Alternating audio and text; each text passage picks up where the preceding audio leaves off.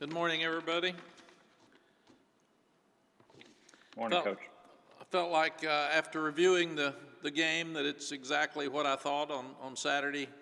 It's the perfect opener for us because you're 1-0, which was your only objective. You wanted to stay healthy, and we were able to do that. And at the same time, we've got a lot of things to fix. So a lot of positives, should gain some confidence, but you can coach your guys so much harder after a win than you can after a loss, because usually a loss they're down and they're struggling and you've got to pick them back up. Now their expectations are high, like our fans and like college football people across the country. So they learned that we're living with different expectations. Going into last year's game, we were coming off 2 wins and nobody knew if we'd win any games or not. And here we are, we win 31-6, and people are questioning quarters now. I remember that happening when we got really good here before. Well, what happened in the second quarter, man? I thought, well, they don't count quarters, they count games. So proud of the guys. We got a little frustrated in the second quarter. When you go back and study it, the offense only had the ball twice in the second quarter after Daz fumbled a punt and Sam had a tip ball that was intercepted. So overall, though, the game was good. You go back and look, it's the first time that we've won back-to-back season openers against a Power 5 team since 96 and 97. So we've told the guys that. That's impressive. They've got a 4-game winning streak for the first time since 2016. More impressively, the last 4 games, our defense has averaged holding opponents to 9 points and only 247 yards a game. And that's unbelievable in modern day offensive football with the rules and the way people are spread out and the plays that they're making. It's the first time a Carolina defense hasn't given up a TD since Idaho in 2012. More impressively, it's the first time a Carolina defense hasn't given up a touchdown to an ACC opponent since Duke in 2009. We tallied 7 sacks, 11 tackles for a loss. That's the first time we've had that many since 2013 Pitt, but also harassed the quarterback throughout the day and had a lot of pass breakups. So the 202 yards allowed were the fewest that we've given up since the 198 to Boston College in 2009. So that was the last defense that looks like it played great. And that was against some good receivers. I thought 2 of those guys could really run at Syracuse, and Tommy DeVito was really impressive coming into the game. He didn't have a chance because of all of the pressure to throw the ball like he would normally want to. I think we've improved on defense because of our confidence, our depth, and we're stronger in the secondary. We've got more people that have played, and they're more confident, and we can play more man coverage. And when you get pressure like we did, you don't have to cover as long. That's what Dre Blau always said. All those great players up front when he was here harassed the quarterback so much that he didn't have to cover very long. We would like to see more forced turnovers. We had 1 4th down stop on Tamon Fox's tremendous play on the zone read with DeVito, and that's like a turnover. But also we only had the 1 other turnover, which was the interception by Gio Biggers, and that was later in the ball game. Offensively, we played 26 players on defense throughout the game, so that was an objective that we wanted to complete. Offensively, we played 31 players throughout the game. We had the 463 yards, 31 points. All came off of drives. We didn't have many short fields. The 1 shorter field was a punt return by Daz Newsome. 5 for 5 in the red zone, 4 of those touchdowns. The other one, we threw a fade that was out of the back of the end zone. Then Sam has to scramble on 2nd down, and he gets sacked on 3rd down. That's the only time we kicked the field goal and didn't score. I do think the second quarter that we probably scored so quickly in the first quarter that the guys probably felt a little good about themselves, thought it'd be an easy day, but at the same time, we didn't have the ball. And the Syracuse front was good. Their secondary is good. It'll be one of the better secondaries that we play. And those three guys up front could really move, and I thought their defensive coordinator did a good job disrupting things in the first part of the game. We only gave up 2 sacks, and those were things that we can fix. And Sam had 2 interceptions. One of them was just a bad decision to throw deep, and the other one was a tip ball. And as our team has a really high expectation, Sam does too. People expect him to complete every pass every minute, and he is a human being. And we didn't go through spring practice, and obviously the preseason was disrupted. So I was proud of the way the guys handled everything offensively as well.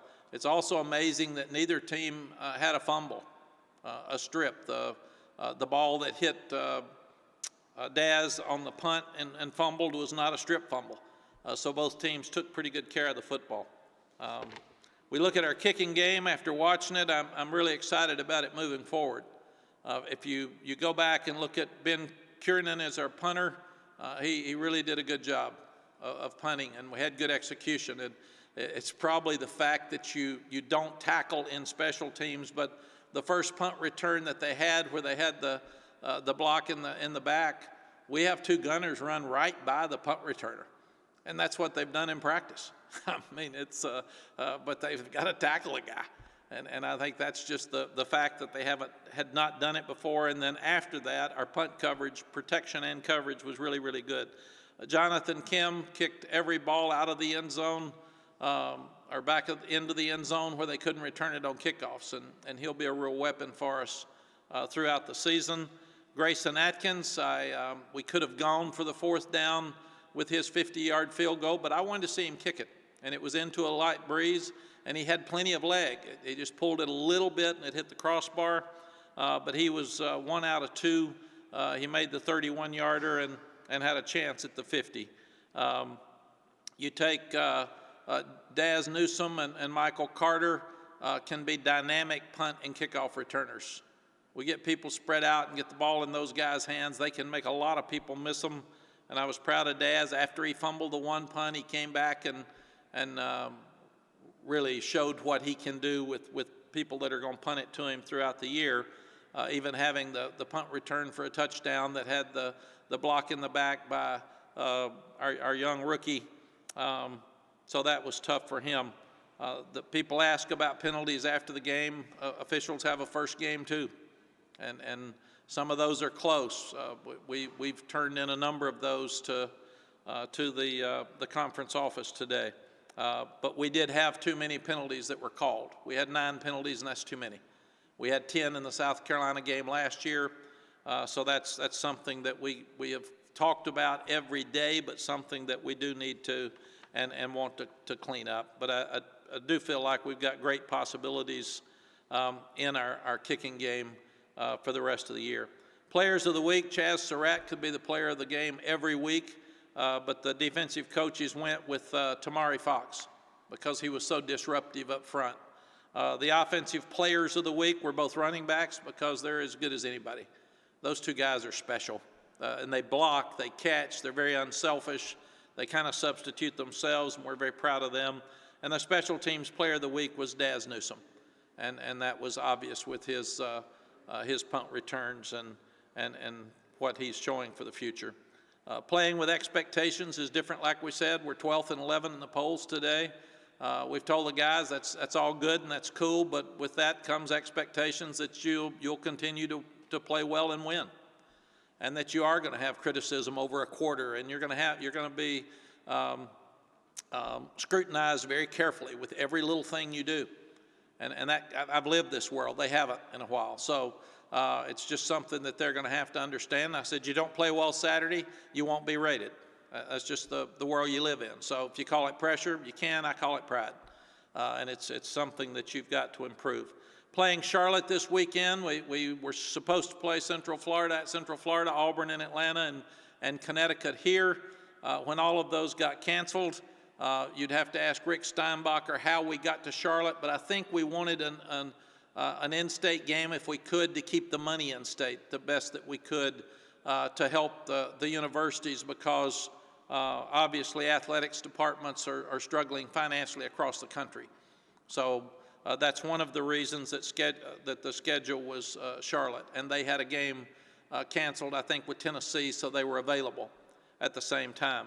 Will Healy is their coach. He's a good friend of mine. He's one of the best young coaches in the country. He's smart. He's got high energy. He's very innovative. I love watching him, and he's a superstar. He's got it all moving forward. His guys play with the same energy that he has on the sideline. They're really well coached. I love what they do offensively. They got a bunch of shifts and motions and eye candy. They run the ball to stay on the field, and at the same time, they've got play action passes in a lot of different ways that can catch you off guard. So that's something that our defense will have their hands full trying to figure out this week. They also had a kickoff return for a touchdown against App State. We didn't play well against App State last year, and we know how good their program is, and it was a 21-20 game going into the fourth quarter on the road. So I know that they'll be ready to play, and we better be ready to play. I'm also impressed with Chris Reynolds, their quarterback. He's a real leader and a tough guy, and he's a guy that the players have a lot of confidence in. Questions? Okay, as a reminder, please use the raise hand function if you have a question, and also identify yourself and the media affiliate you are working with. First up, Andrew Jones. Please go ahead. Andrew Jones with Tar Heel Illustrated. Coach, I think Syracuse had 3 rushing first downs Saturday. They were all quarterback scrambles.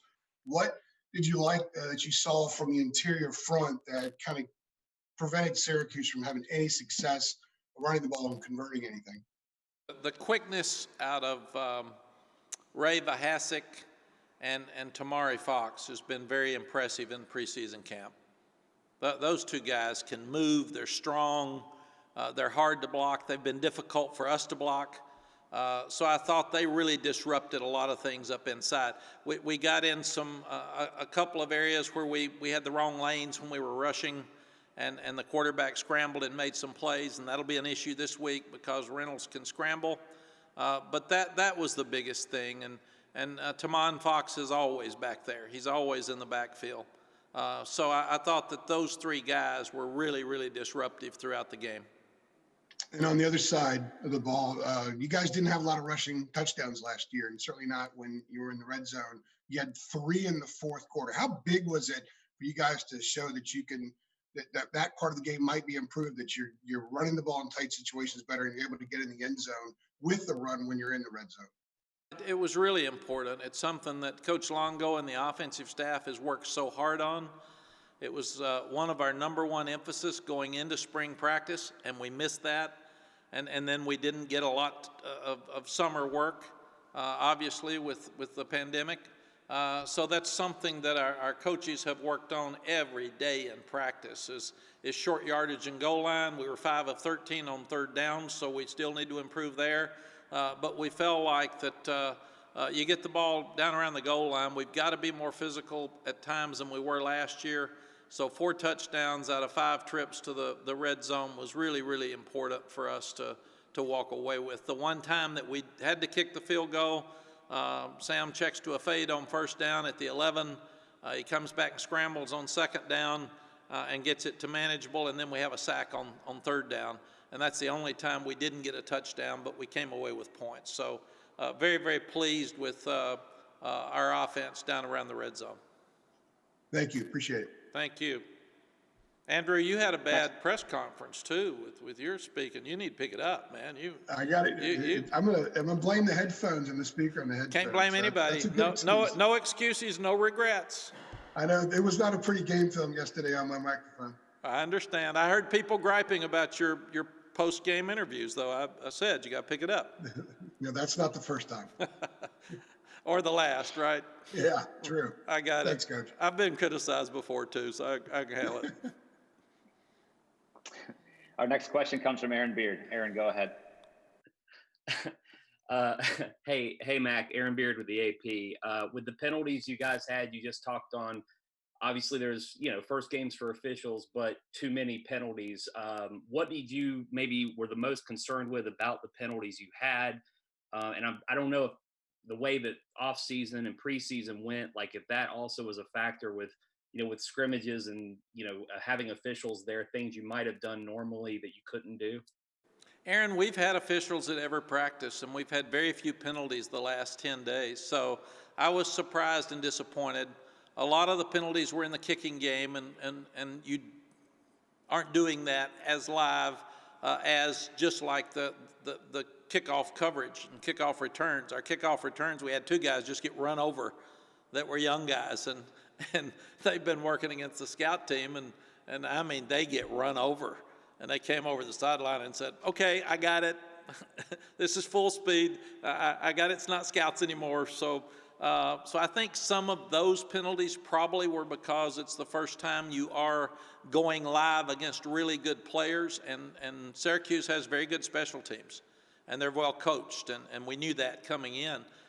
Secondly, I thought some of the penalties will turn into to the conference office because you've got to look at them, and they're very questionable, and we're all human. Players are human, but the officials are human too.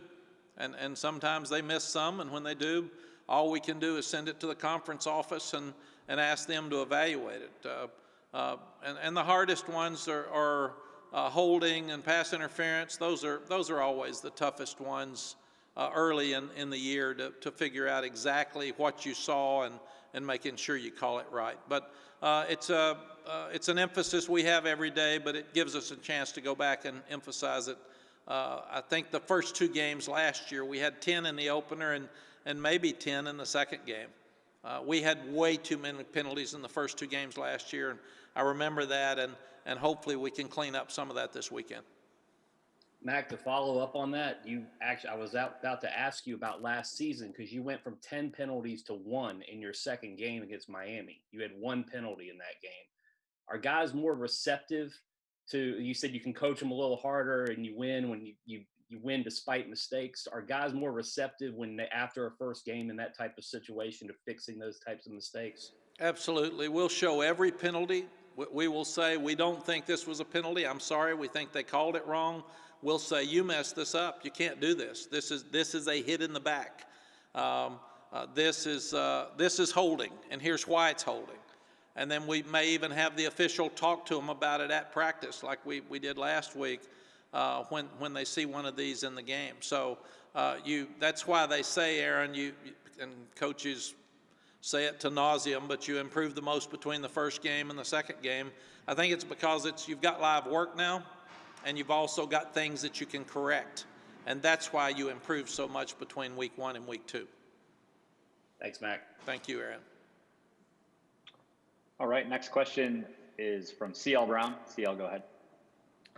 All right, Coach. CL Brown with the News and Observer. I was wondering if you could take me through kind of your method to making halftime adjustments. Obviously, the game is, you can make it in between series. So I was just kind of wondering, what do you hold to kind of elaborate further upon for, to get to the locker room to do as opposed to just coming and tweaking on the sidelines? CL, you try to tweak it on the sideline, but it's an easy time to get all your coaches together with me at halftime, and I get to tell them what I'm seeing and what I'm thinking, and they split up. And we've got really, really good coaches that have been doing this a long time, and they all decide what is working, what are we seeing on defense, what will work better. And they talk about it during the game, obviously, and you try to make some adjustments. But as I said, the offense also didn't have the ball in the second quarter. They didn't have it much. And Syracuse moved it some. And then not only did we have the drop punt by Daz and the tip ball by Sam, we also roughed the punter, or we would have had another series at the end. So it wasn't just the offense in the second quarter. It were a lot of things around the offense that led to the issues that we had.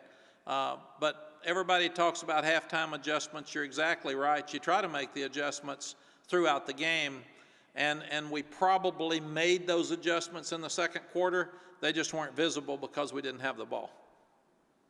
All right, and a follow-up off of the penalties you mentioned earlier. You sent a few to the conference office.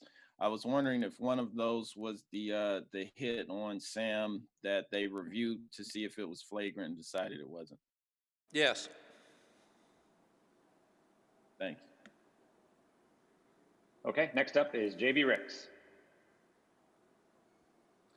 Hey, Coach, JB Ricks from Spectrum News One. Congrats on the win. You mentioned a lot of firsts taking place in your introduction, and forgive me if I missed you mentioning this, but you guys are ranked 12th, I believe, in the AP poll. It's the highest ranking since the late 90s or whatnot for the Carolina program. How easy or harder is it for you to keep that as a distraction or not becoming distraction for your players, considering the circumstances of this entire college landscape right now? JB, I think it's the highest ranking since Larry's team won 11. I'm not sure, but Jeremy could check that for you. But it is the first time that we've won opening games against Power 5 teams back-to-back since 96, 97. So what we do is we take Sunday to talk about the goods and the concerns. So anytime we see the ranking, I told them after practice yesterday, you were ranked 12th and 11th. Good for you, congratulations. You did that because you finished well last year, and you were ranked that way because you played well Saturday and beat an ACC team by a large margin. The only way that stays is you keep doing that. And you have to keep doing it week to week because people still aren't sure about you. You're the new kid on the block. So they're going to wait and see, and if you keep playing well, you'll be rated. If not, then it's gone. And then we do not mention it again. But Sunday and Monday is our time, or really Sunday, if you've got the ratings at that time. It's our time to talk about the state of college football and the state of the program. And then we say, let's drop it and go to work. That's it. I told them it's a lot more fun to play with expectations and win, but it's a lot harder because people start circling you on the schedule. They play you differently. They come in thinking now they have to upset you, where last year they did our first two games. Nobody thought we were going to win either one of them. And you got to play hard, and you got to play hard every week, and you got to play well every week. And they can see now that with the scrutiny and people uncomfortable with their second quarter and their slow start, that they're going to be scrutinized much more than they were last year at any time. So that's just part of the life you live with and what it's going to be like for them moving forward. And I said, that's the way you want it. You want people holding you to a very high standard. But to do that, you got to practice that way every day, and you got to play that way every day. And we'll see if they're ready to do that. Thanks, Coach. Thank you. Next question comes from Dina King. Dina, go ahead. Hey, Coach. My question, you got a lot of talent at the running back and wide receiver position. How big was it to get the tight end and Garrett Walston established so early in the game? It was really important, Dana, to get Garrett the ball. We had another, we thought would have been a touchdown to him, and he got hung up at the line of scrimmage and couldn't get out. And there were a couple other targets to him that just didn't get to him for one reason or another. So we want our tight end to be a factor in what we're doing, especially as people are going to back off of us a little bit and try to make us throw the ball underneath. Syracuse said, you're not going to beat us deep. And last year we got so spoiled we'd go out there and just throw it deep to Diami or throw it deep to Bo Corrales, and we weren't able to do that as easily Saturday. So we can't force those things.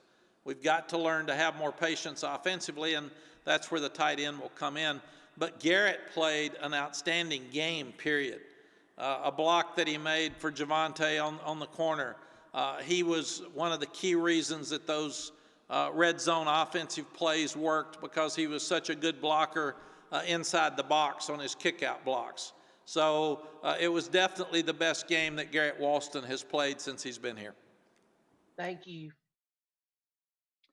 All right, let's go over to Greg Barnes. Greg, go ahead. Hey, Mac, going back to JB's question about expectations, entering last year, the guys weren't sure if they could win a game late. I know confidence building was a big aspect of last year. So now you're having to talk to them about they're getting some criticism because maybe they didn't play a quarter as well as some fans or media would expect. Did that confidence change? Was that something you could see kind of switch on a dime, or was that just a slow, gradual process of the coaches really working with the players? It was a gradual process. The players started asking last year, how do you win? Well, I mean, how do we do this? What are we doing wrong? And what I've told them is just like we took yesterday, the 3 plays before the fourth quarter punt to Daz that the defense had a 3 and out. Syracuse punts, Daz runs it back to the 35, 40-yard line. Sam throws to Diami, and we run it in. And we're talking about the process of winning. It's everybody. It's the defense that holds them.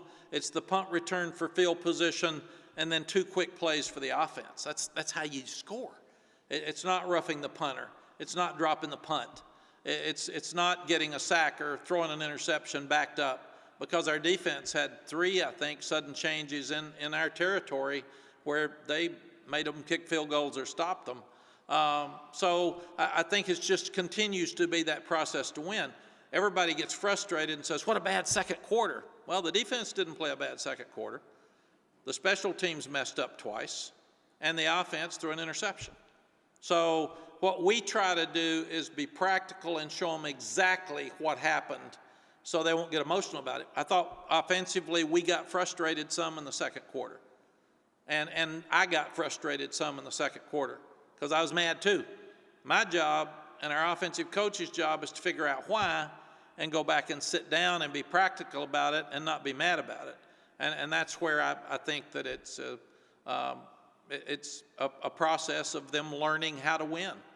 And even it's funny that all my buddies after a win in the state are texting me saying, well, it's good that you and Sally finally showed up at halftime, man. Great win. Or somebody said, yeah, what'd you do? Did you go in for the second quarter? Did you not see it? So I get about 15 or 20 text messages like that. And what I ended up saying, 1-0, mission accomplished, thank you. Go to sleep. That's it. But I think that's the process that you have to teach your team. The players will hear, well, you stunk the second quarter. No, you didn't. We had a tip ball. We had a drop punt. We roughed the punter. Those are 3 things we can fix. So our job is to figure out how to fix it and let them see what they could have done to do better. The other thing it is that you just don't go blow people out. I mean, they got scholarships too. And you can win a lot more games in the fourth quarter than you can the first quarter. We've always said those 2-yard runs in the first quarter become 12-yard runs in the fourth quarter if you've got your momentum and you're beating people down. It's like a heavyweight boxing match. And the longer the game goes and you're playing a lot of depth with confidence, then you beat the other team down in the fourth quarter. Thanks, Mack. All right, last one for Coach. David Hale, go ahead. Hey, Mac, appreciate it. You mentioned a few of the special teams problems. I don't think that was unique to UNC from the games I watched on Saturday. Do you feel like the odd offseason, the lack of typical practices and some of the changes that had to be implemented due to the virus showed up potentially on special teams more than they might have showed up other areas? David, I do. And it's because you don't get to do those things as much in spring practice, and they're harder to do. You're also using a lot of young players on special teams. And maybe those guys, a lot of them haven't even been in a game before, or they haven't played very much. I think the other thing, David, is I asked our guys yesterday, when did you think we were going to play? And it was really interesting. Some of them didn't think we were going to play till last Sunday. And some thought maybe 10 days ago. So by and large, these guys, in their mind, they were practicing, they were trying, but they weren't prepared to play a game 10 days ago or maybe even a week ago. And then they look up and say, oh my gosh, I think we're actually going to play. Man, we better get ready to go. So after watching the NFL, as strange as it was last night and yesterday some for no fans, I think it'll help all the teams in their second week a lot more than the first week, just because we'll be more prepared for no pageantry and no band and no cheerleaders and no students and and no bell tower walk when you walk in. Everything is so different that it'll be more normal this week. And I think because of that, everybody will have a chance to play better. Do you mind if I follow up on that real quick? When did you think for sure that you were going to play? I thought, I didn't think we were going to play after the Big Ten and the Pac-12 decided not to. I thought everybody would just say, let's forget it. And I said this last week, David, but I'm so proud of John Swofford, the ACC, the presidents and chancellors in the ACC, and the athletics directors, because they did it right, in my opinion. They took their time. They asked the medical experts as if it was safe. And all of our players said, we want to play. Our coaches wanted to play in this league, but not if it wasn't safe. But they took their time. They watched pro basketball and baseball and football and hockey and learned from them. And when they thought it was safe for us to play, they were 100% to turn us loose. So I really felt like we would play most of the time since those two conferences pulled out. When the NCAA was looking at whether they would have fall sports or not, I thought that might derail us, and it didn't. And then when our campus had some positives, I thought that might derail us, and it didn't.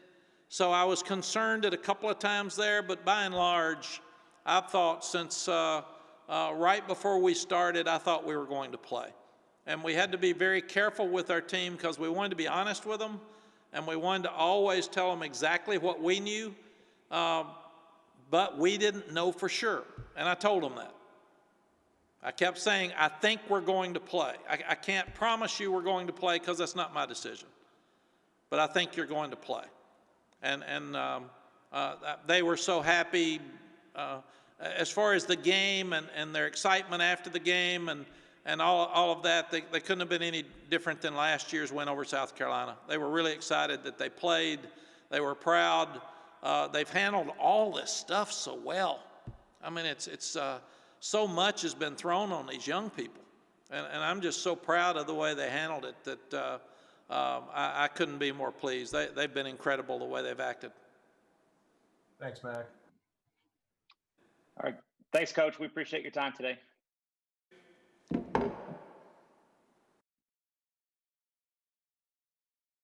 We will have Coach Longo here in 1 second.